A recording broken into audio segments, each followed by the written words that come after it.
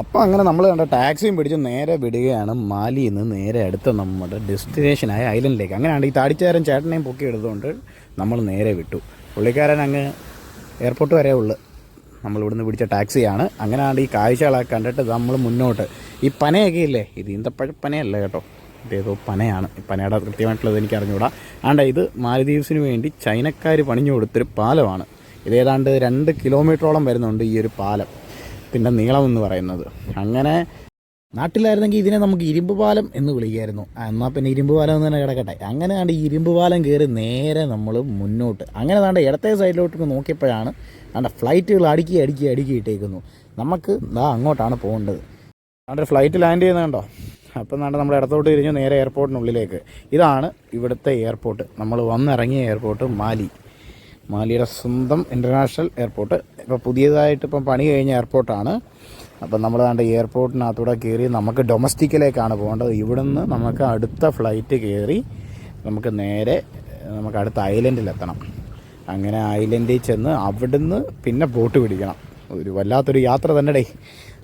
അങ്ങനെ നമ്മൾ കാഴ്ചകളൊക്കെ കണ്ട് നേരെ മുന്നോട്ടാണ്. ഈ അടുത്ത സൈഡിൽ കാണുന്നുണ്ട് ഇവിടുത്തെ ബോട്ട് സർവീസും ഒക്കെയാണ്. എന്തും വേണ്ടി ഗസ്റ്റാണ് ഈ മാലി വന്ന് ഇറങ്ങുന്നത്. സത്യം പറഞ്ഞാൽ ഇവർ ഭയങ്കരമായിട്ട് ഇത് പ്രയോജനം ചെയ്യുന്നുണ്ട്. മാലി എന്ന് പറഞ്ഞാൽ വേറെ ഒന്നുമില്ല, ഇവിടെ ഉള്ളത് ടൂറിസ്റ്റ് കേന്ദ്രങ്ങൾ മാത്രമാണ്. ഇതുപോലൊക്കെ നമ്മളെ നാടും മാറാൻ പറ്റും കേട്ടോ. അങ്ങനെ നമ്മൾ നേരെ നമ്മൾ ഇൻ്റർനാഷണൽ ഇറങ്ങിയിട്ട് അവിടുന്ന് ഡൊമസ്റ്റിക്കിലേക്ക് ഇനി നടന്നു പോകണം. അങ്ങനെ നേരെ പെട്ടിയും തൂക്കി പോയി. ഇഷ്ടംപോലെ ഫോറിനേഴ്സാണ് അങ്ങോട്ടും ഇങ്ങോട്ടും പാരാ നടക്കുന്നത്. അങ്ങനെ നമ്മൾ നേരെ കാഴ്ചകളൊക്കെ കണ്ട് നേരെ മുന്നോട്ട്. അങ്ങനെ ചെന്നപ്പോഴാണ് നമുക്കിവിടെ ആദ്യമായിട്ടാണല്ലോ, അതുകൊണ്ട് ഇവിടുത്തെ സംഭവവികാസങ്ങളൊക്കെ എങ്ങനെയാണെന്ന് നമുക്ക് അറിഞ്ഞുകൂടാ. അങ്ങനെ ആരോട് ചോദിക്കുമെന്നുള്ള ബോധത്തിൽ ഇങ്ങനെ പോയിക്കൊണ്ടിരുന്നപ്പോഴാണ് ഈ ട്രോളിയും തള്ളിക്കൊണ്ട് വരുന്ന ഈ പുള്ളിക്കാരനെ നമ്മുടെ കണ്ണിൽപ്പെട്ടത്. അങ്ങനെ പുള്ളിക്കാരൻ നമ്മളെ ഹെൽപ്പ് ചെയ്തു. അവിടെ ചെന്ന് കാര്യങ്ങളെല്ലാം സെറ്റ് ചെയ്ത് ബോർഡിംഗ് പാസും എടുത്ത് നമുക്ക് വിടണം. അപ്പോഴാണ് ഈ കുരുപ്പുകളെ കണ്ടത്. ഇവന്മാർ തമ്മിൽ ഭയങ്കര ഇടിയാണ്.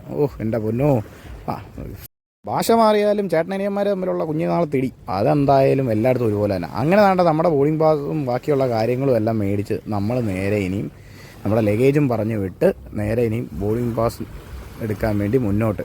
അങ്ങനെ ചെന്നപ്പോഴാണ് ഈ നീണ്ട നിരയുള്ള ക്യൂ നമ്മുടെ കണ്ണിൽ പെട്ടത്. അങ്ങനെ ഈ ക്യൂ ഒക്കെ നോക്കി നമ്മൾ നേരെ ബസ്സും കയറി നമ്മുടെ ഫ്ലൈറ്റിൻ്റെ അടുത്തോട്ട്. ആ കിടക്കുന്ന ഫ്ലൈറ്റിലാണ് നമുക്ക് യാത്ര ചെയ്യാനുള്ളത്. അങ്ങനെ നേരെ ബസ്സിനകത്തു നിന്ന് ചാടി ഇറങ്ങി നേരെ ഫ്ലൈറ്റിലേക്ക്. ഇവിടുന്ന് ഒരു 35 മിനിറ്റ് കൊണ്ട് നമുക്ക് ഈ ഫ്ലൈറ്റ് യാത്ര. അങ്ങനെ നമ്മൾ ആ ഫ്ലൈറ്റിനകത്തോടം കയറി സീറ്റ് നമ്പർ തേടി നമ്മൾ മുന്നോട്ട്. 8ാം നമ്പറാണ് നമ്മുടെ സീറ്റ്. അങ്ങനെ സീറ്റും കണ്ടുപിടിച്ച് അവിടെ ഇരുന്നപ്പോഴാണ് ഈ ചേട്ടനെ പരിചയപ്പെട്ടത്. ആ ചേട്ടനെയും പരിചയപ്പെട്ട് നമ്മുടെ യാത്ര മുന്നോട്ട്. ഇതൊക്കെ ഇവിടുത്തെ കോംപ്ലിമെൻ്ററി ആട്ടോ. അങ്ങനെ ഫ്ലൈറ്റ് മെല്ലെ മുകളിലോട്ട് പറക്കാൻ തുടങ്ങി. ഇനിയിപ്പം നമുക്ക് അവിടെ ചെന്നുള്ള കാഴ്ചകളാവാം. എന്തായാലും കൊള്ളാം. മൊത്തത്തിലൊരു ദീപ. പറഞ്ഞു തീരുന്നതിന് മുന്നേ തന്നെ ഫ്ലൈറ്റ് ലാൻഡ് ചെയ്തു. ഇവിടുന്ന് 35 മിനിറ്റ് യാത്രയായിരുന്നു നമ്മൾ നിന്ന സ്ഥലത്ത് നിന്ന് ഈ ഒരു ഐലൻഡിലേക്ക്.